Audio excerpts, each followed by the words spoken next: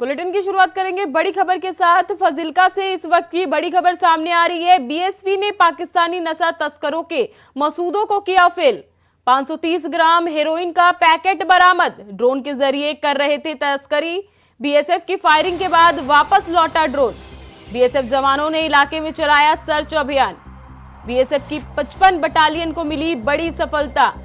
इस वक्त की बड़ी खबर हम आपको बता रहे हैं। तस्करों की खिलाफ अभियान चलाया गया जो कि ड्रोन के जरिए तस्करी कर रहे थे। बीएसएफ के जवानों ने सर्च अभियान चलाकर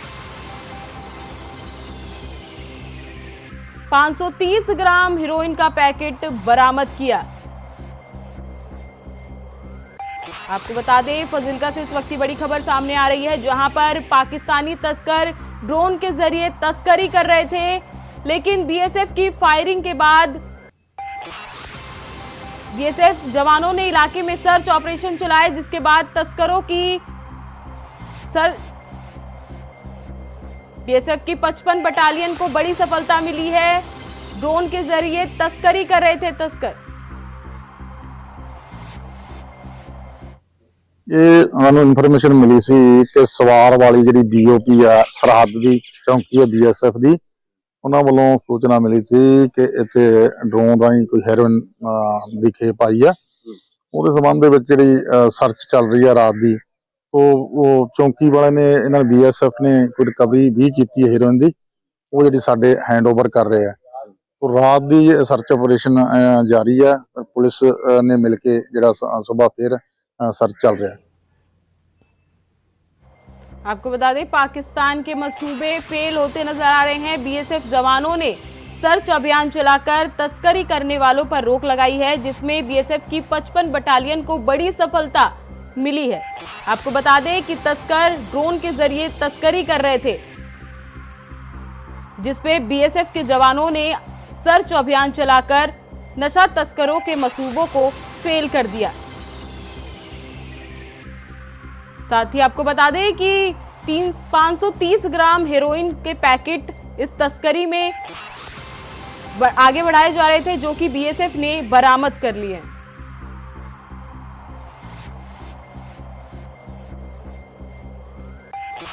इसी खबर पर ज्यादा जानकारी के साथ राकेश छाबड़ा हमारे संवाददाता हमारे साथ जुड़ चुके हैं। राकेश, पूरी घटना कब की बताई जा रही है?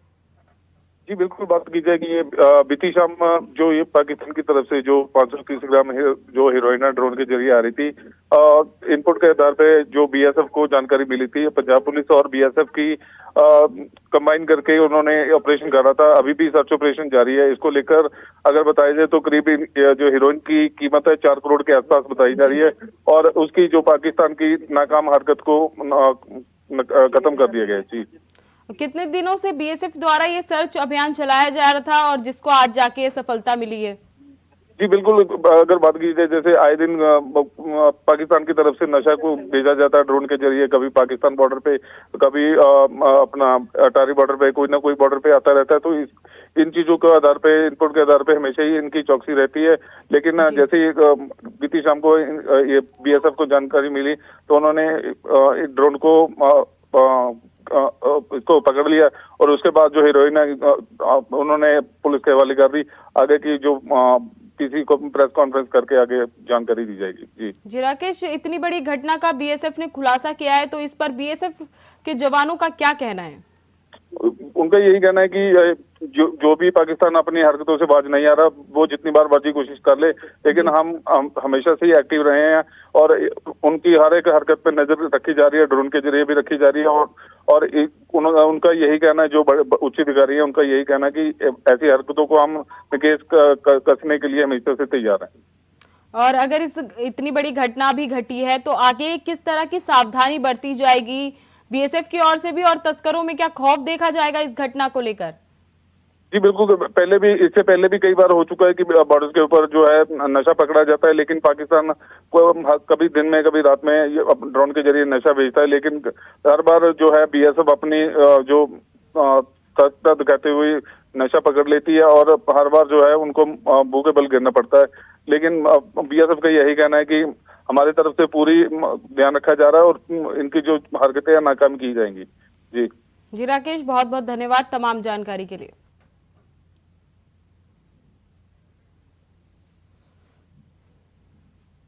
खबरों में आगे बढ़ते हैं। बिजनौर कांग्रेस की यूपी जोड़ो यात्रा बिजनौर पहुंच चुकी है। यात्रा का नेतृत्व प्रदेश अध्यक्ष अजय राय कर रहे हैं। यात्रा के बिजनौर पहुंचने पर कांग्रेस पदाधिकारियों और कार्यकर्ताओं ने गर्मजोश के साथ फूल मालाओं से जोरदार स्वागत किया। शहर भर के कई हिस्सों में कांग्रेस की यूपी जोड़ो यात्रा निकाली जाएगी। दरअसल 20 दिसंबर को सहारनपुर से शुरू होकर कांग्रेस की यूपी जोड़ो यात्रा शुक्रवार की देर रात लगभग 10 बजे बिजनौर के गंगा बैराज पहुंच गई। यात्रा के स्वागत करने के लिए कांग्रेस के पदाधिकारियों और कार्यकर्ता पहले से ही गंगा बैराज पर मौजूद थे। यहां पर उन्होंने गर्मजोश के साथ यात्रा का स्वागत किया। यूपी जोड़ो यात्रा नेतृत्व कर रहे प्रदेश अध्यक्ष अजय राय ने प्रेस कॉन्फ्रेंस करते हुए बताया कि आज जहां किसान गन्ने के पेमेंट को लेकर परेशान हैं, बिजनौर पहुंची यूपी यात्रा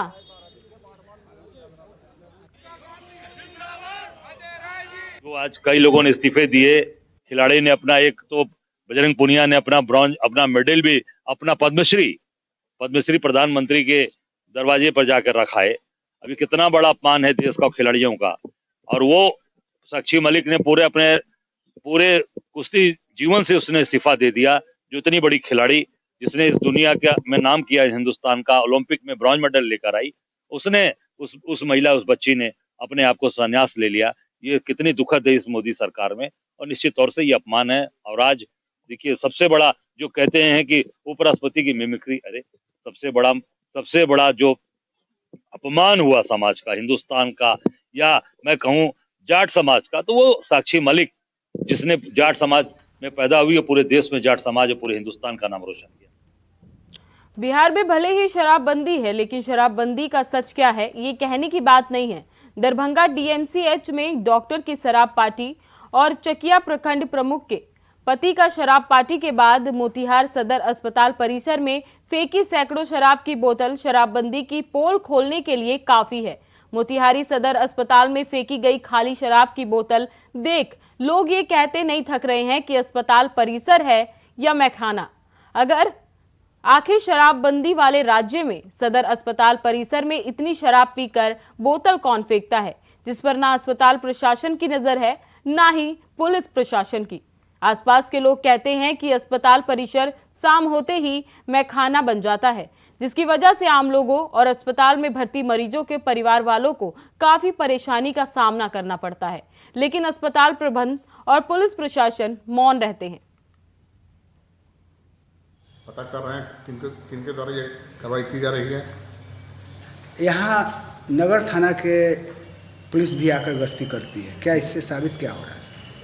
साबित तो गश्ती तो करती है, लेकिन उसको और गंभीरता से इसको जांच करना पड़ेगा, परखना चाहिए, उन लोग को नजर रखना चाहिए उन लोगों को। अगली खबर रायबरेली से आ रही है। नगर पालिका की बोर्ड की बैठक में हंगामा, नाराज सभासदों ने जमकर की नारेबाजी। बोर्ड बैठक छोड़ नगर पालिका अध्यक्ष भागे। नाराज सभासदों ने नगर पालिका अध्यक्ष के विरोध में जमकर नारेबाजी की। शत्रुघ्न सोनकर हैं नगर पालिका अध्यक्ष। 34 सभासदों में 31 सभासदों ने बोर्ड बैठक में किया विरोध। नगर पालिका अध्यक्ष पर मनमानी का लगाया आरोप। आपको बता दें, बोर्ड बैठक छोड़कर नगर पालिका अध्यक्ष भाग गए। नाराज सभासदों ने नगर पालिका अध्यक्ष के विरोध में प्रदर्शन किया और जमकर नारेबाजी भी की।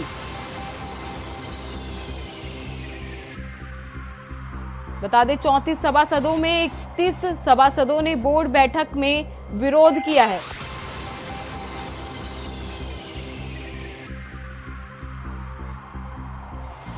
अब रायबरेली से खबर सामने आ रही है। नगर पालिका की बोर्ड बैठक में हंगामा हुआ है, जहां नाराज सभासदों ने जमकर नारेबाजी की है। बोर्ड बैठक छोड़कर नगर पालिका अध्यक्ष भाग गए और नाराज सभासदों ने नगर पालिका अध्यक्ष के विरोध में जमकर नारेबाजी की। बता दें, शत्रुघ्न सोनकर हैं नगर पालिका अध्यक्ष, जो कि सभा को छोड़कर भाग गए। 34 सभासदों में 31 सभासदों ने बोर्ड बैठक का विरोध किया। नगर पालिका अध्यक्ष पर मनमानी का आरोप भी लगाया।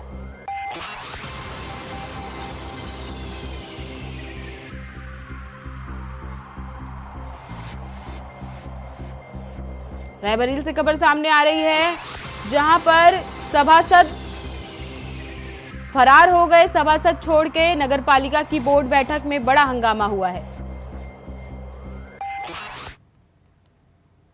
अगली खबर कानपुर से है, जहां घने कोहरे के चलते बड़ा हादसा हो गया। आपको बता दें कि कोहरे के चलते बहुत बड़ा हादसा हो गया है।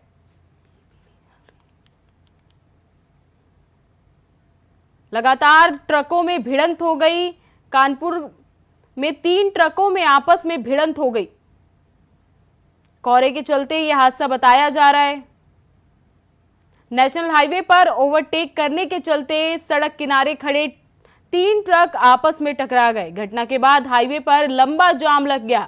सूचना मिलते ही मौके पर पहुंची पुलिस ने ट्रक में फंसे घायल चालकों को बाहर निकलवाया। तभी घायल चालकों को इलाज के लिए सामुदायिक स्वास्थ्य केंद्र भेजा गया। वहीं प्राथमिक इलाज के दौरान डॉक्टरों ने चालक को कानपुर रेफर कर दिया। घटना से जाता थाना क्षेत्र के कैथा गांव स्थित पेट्रोल पंप के पास की बताई जा रही है।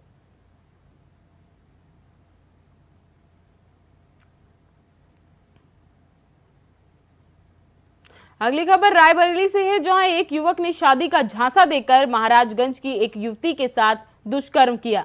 साथ ही आपत्तिजनक तस्वीरें सोशल मीडिया पर वायरल कर दी। वहीं युवती ने शादी का प्रस्ताव रखा तो युवक ने इनकार कर दिया। बता दें कि युवती ने उसके खिलाफ महाराजगंज थाने में तहरीर दी है, जिस पर कोतवाल बलेंद्र गौतम का कहना है कि तहरीर के आधार पर युवक के खिलाफ मुकदमा दर्ज करके मामले की छानबीन की जा रही है।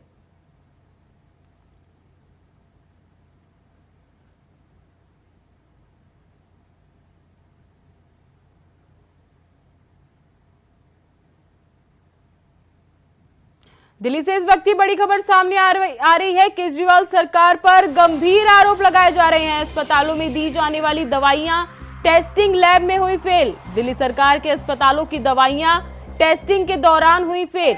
एलजी ने दिए सीबीआई जांच के आदेश। अस्पतालों में मिल रही दवाइयां थी नकली दवाइयां।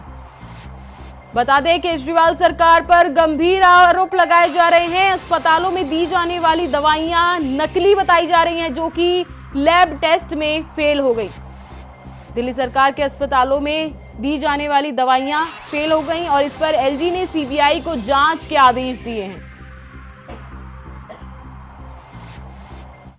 का एक और नया घोटाला सामने आया है।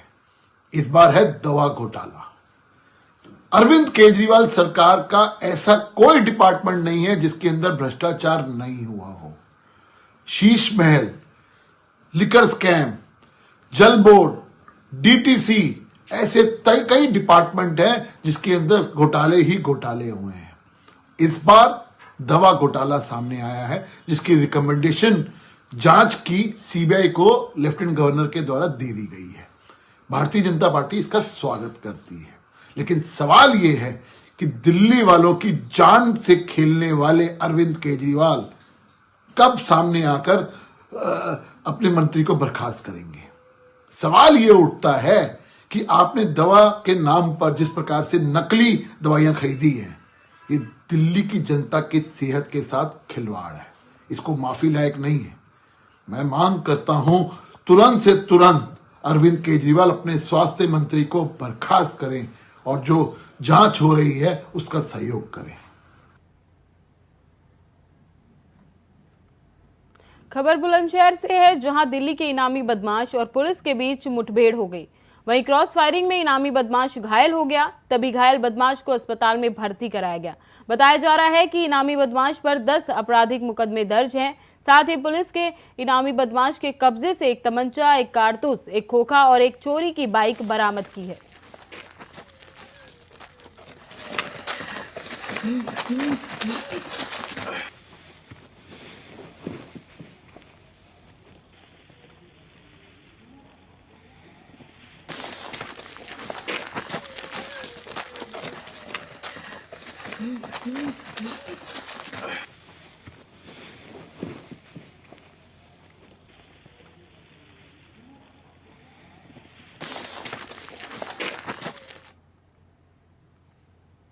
बढ़ते खबरों में आगे, जहां खबर रायबरेली से है, जहां दबंगों के हौसले बुलंद हो रहे हैं। बता दें कि दारू न देने पर दबंगों ने सेल्समैन को जमकर पीटा। पुलिस प्रशासन की मौजूदगी में मारपीट हुई। वहीं मारपीट का वीडियो सोशल मीडिया पर वायरल हो गया।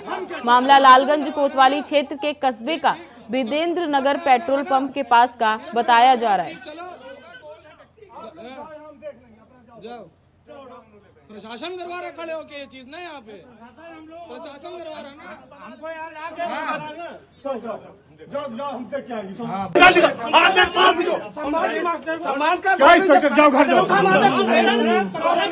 हमको।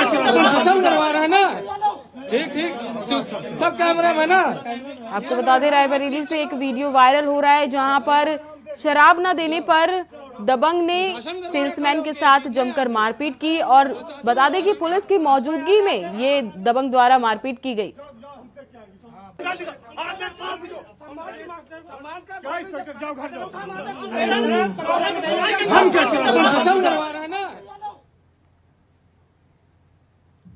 कानपुर के गोल्डी उद्योग समूह का अद्युत महोत्सव संपन्न हुआ, जिसका उद्घाटन उत्तर प्रदेश के डिप्टी सीएम ब्रजेश पाठक ने किया। इस दौरान ब्रजेश पाठक ने गोल्डी मसाले की क्वालिटी और नीतियों की सराहना करते हुए प्रतिष्ठान की प्रगति को कामना की। कंपनी के संस्थापक निदेशक सोम गोयनाकर और सुरेंद्र गुप्ता ने कार्यक्रम में पधारे सभी मेहमानों का स्वागत किया।